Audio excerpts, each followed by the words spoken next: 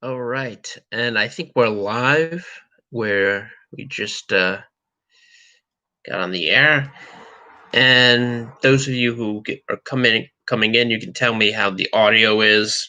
I'm still using the same headphones, which should be working, although that's always a dicey area when when it comes to my channel. The audio, the audio settings, and the headphone jacks. So, hi Enzo. How's it going? I thought I would bring you in. Well, not an early morning stream since it's almost noon, but from the perspective of my channel, it's it's pretty. It's more normal, more standard in terms of YouTube. I'm usually streaming somewhere between 10 o'clock at night and 1 a.m. So this is a bit of a change. Hi, Christine. Yeah, I haven't, well, not the last few episodes, but I have been trying to watch Doctor Brown. It's a really good show. I haven't watched his program so much as the YouTube clips, the excerpts he's uploaded that he's edited from longer programs and uploaded to YouTube as individual videos. I've seen a couple of those. His video on the Black Lives Matter protest at the gas station, where you had that weird uh, assemblage of um, mostly white, but a few black BLM quote unquote protesters who were basically uh, it was a mix of protest and intimidation, physical intimidation. It was basically a bunch of people screaming at and attacking the car of a man who appeared to be in his mid 60s to early 70s. I couldn't quite tell the specific age, but it was an older white gentleman who had pulled in, who had put in to get gas. And it's funny because it wasn't just Dr. Brown. I saw it on a few other channels and was covered in the media, uh, even though in the midst of nationwide insurrections and cities being burned to the ground and people being murdered because they're not communists. It seems like a rather minor story, but I think um, I think one of the reasons it attracted so much media attention, at least in among conservative and Christian commentators, one of the reasons is because it's so emblematic of the state we're currently in.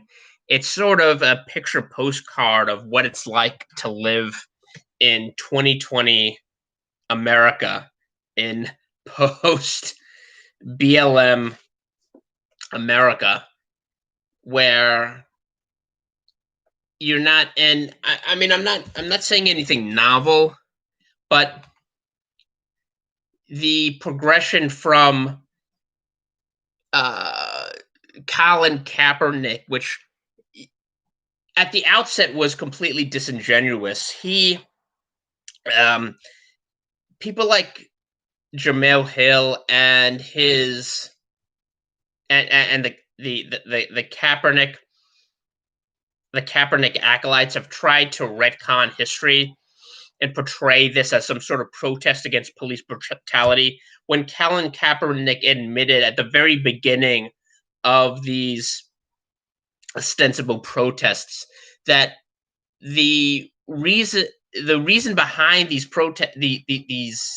protests on the field where he knelt, the reasoning behind it was basically to reject the United States and American values. So capitalism,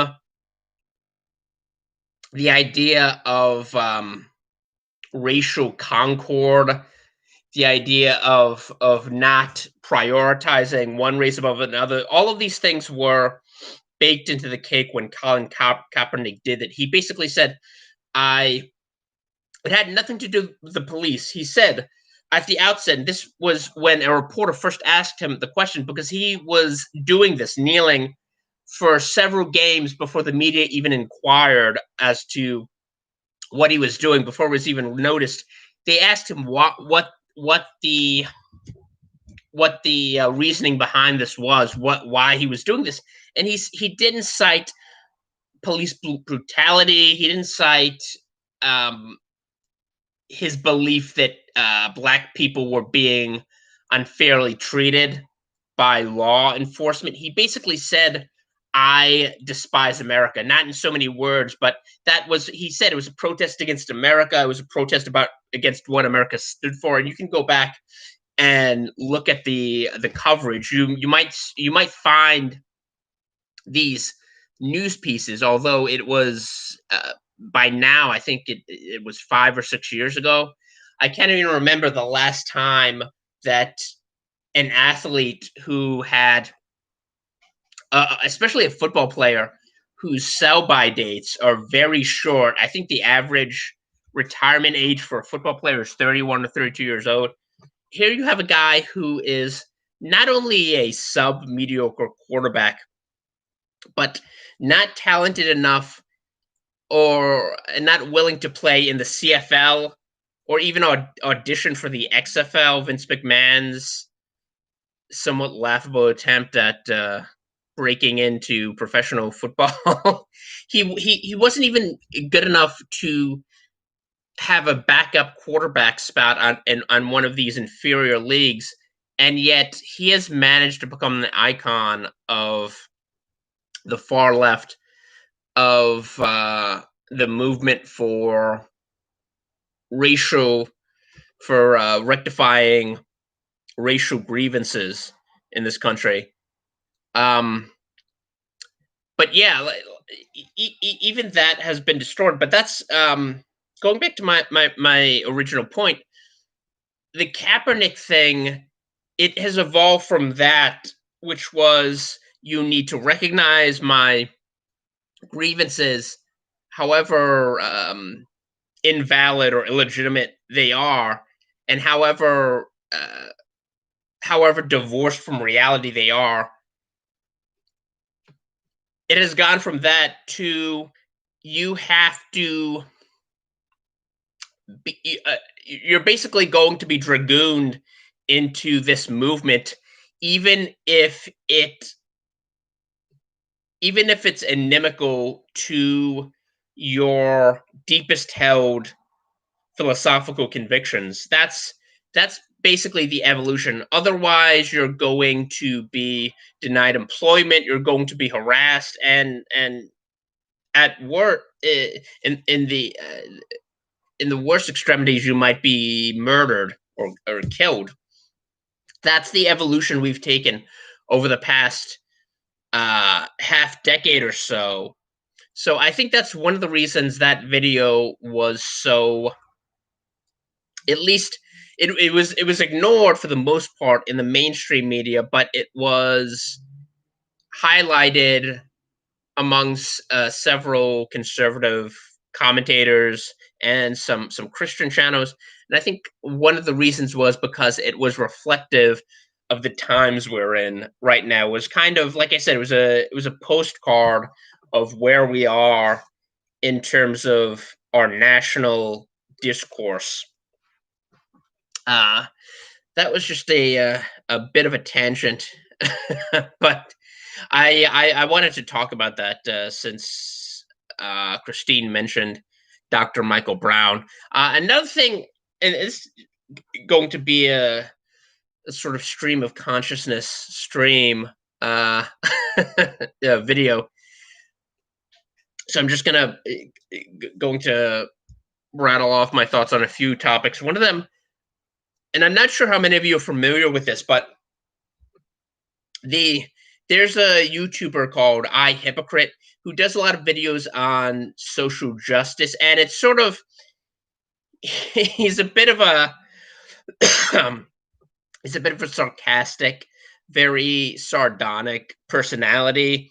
He has a very dry, sarcastic wit. So he takes some of these extreme manifestations of social justice and the somewhat bizarre circumstances we find ourselves in, and he highlights them and makes light of them. And he has a podcast, a regular podcast, and I thought I would talk about this a little bit because it was kind of interesting. He and his co-host were debating, were discussing debates on morality because they've engaged in a lot of these with, well, he has at least, with progressive or far left individuals in the on the World Wide Web, other YouTubers who come from a very different political perspective, and they were talking about this, and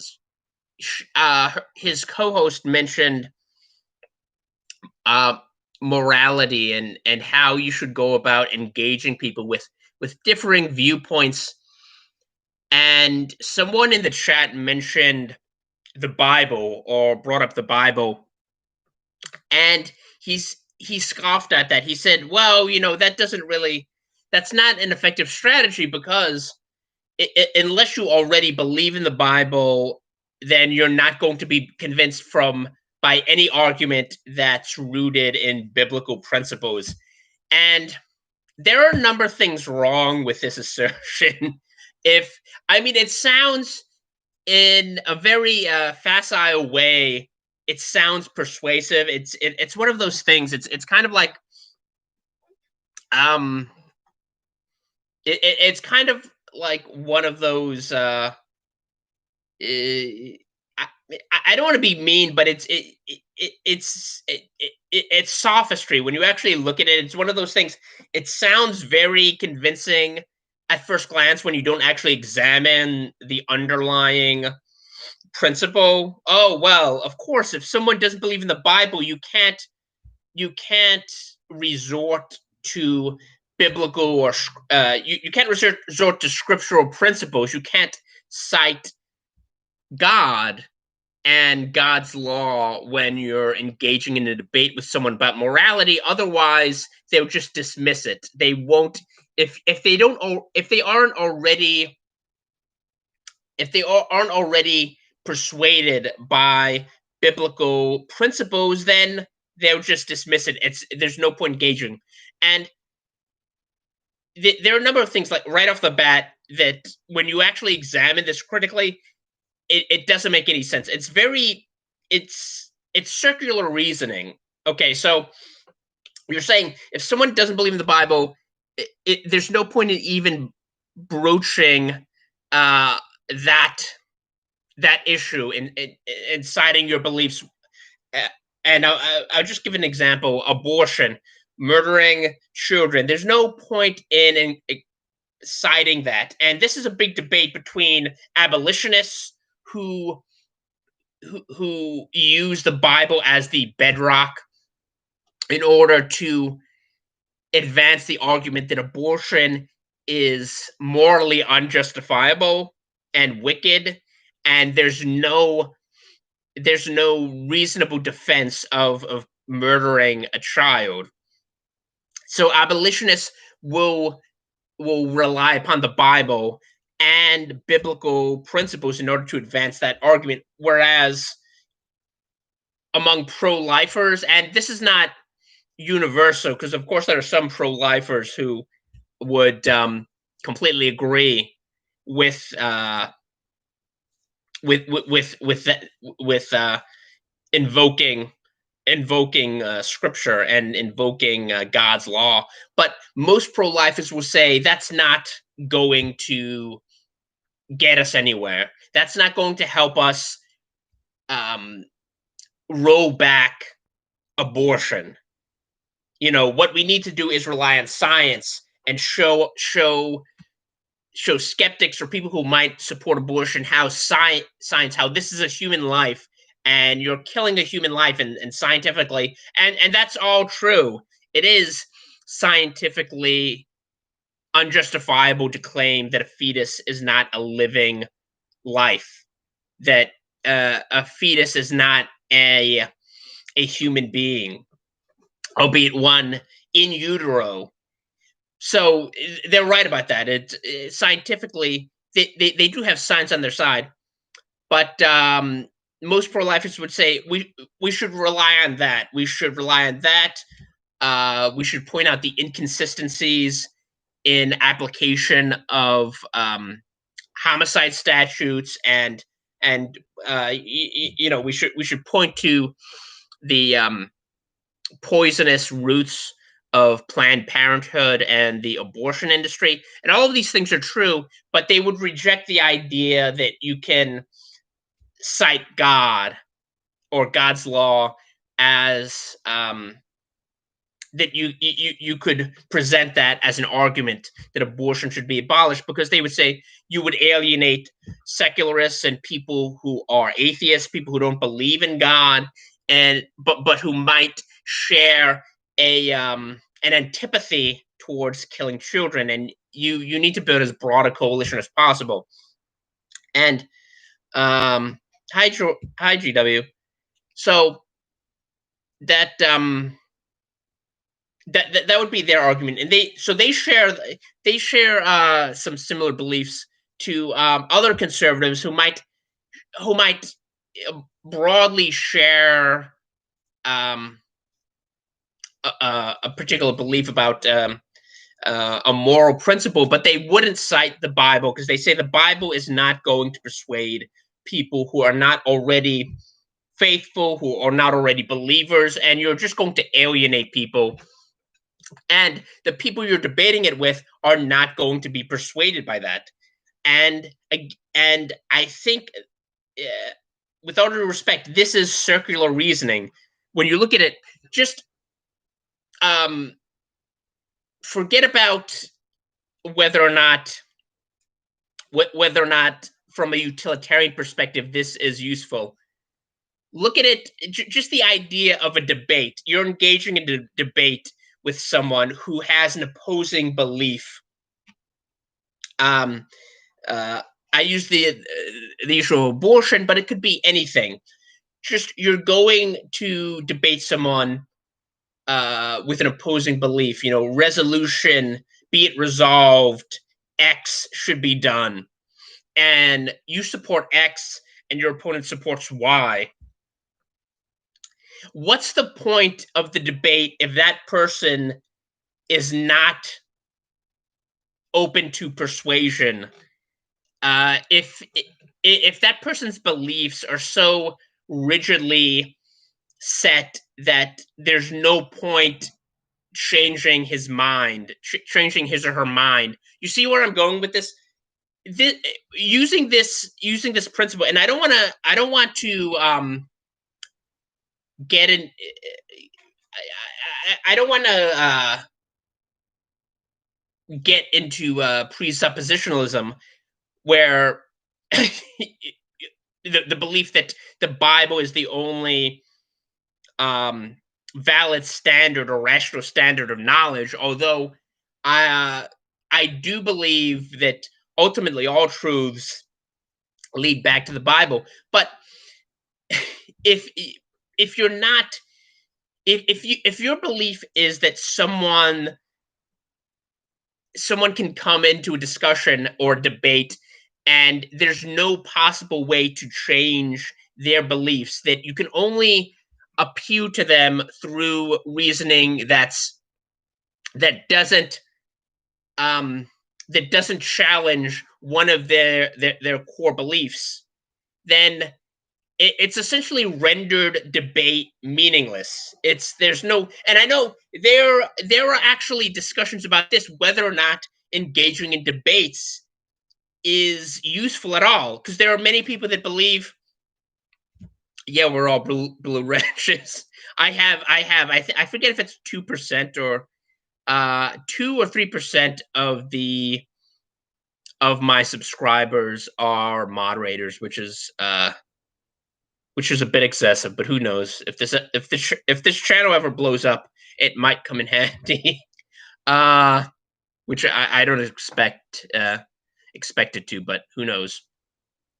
Um, but yeah, so if that's your operating philosophy, then why would you engage in any debate? If your presupposition is that someone's beliefs are not going to change, and that by to appealing to a belief that might contradict theirs, that you're essentially wasting your time, then what's the point of engaging in debate? And I know there are people who disagree with this. There are people who disagree with the entire idea of debate. They think that people's beliefs, particularly about these sensitive topics, are so hardwired. And I can understand why. If you scour through the internet, you see people. You don't see a lot of people's minds being changed. What you see, particularly on social media, is the expression of very adamantly held views, often in very caustic, aggressive ways. So some people will say this is just what people believe, and there's no point, in a broader sense, leaving aside um, the Bible. There's no point in ever engaging someone in debate at all. But that wasn't his idea. I know my friend John Carney actually wrote a piece a couple of years ago. I think this was on his blog, one of the Carney brothers, and there are several in the media.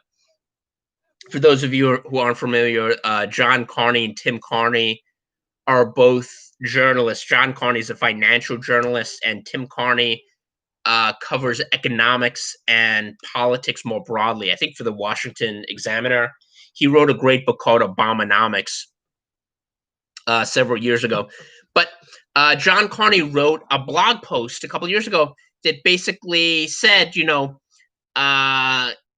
though I like debate, I have to admit that it's not that effective. It's not an effective tool of changing someone's mind.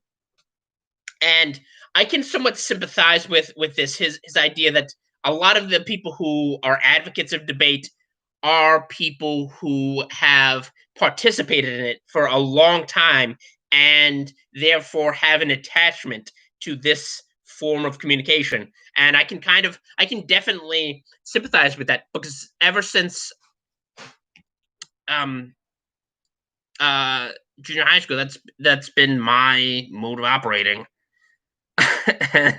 And I'm familiar with it. That's one of the things uh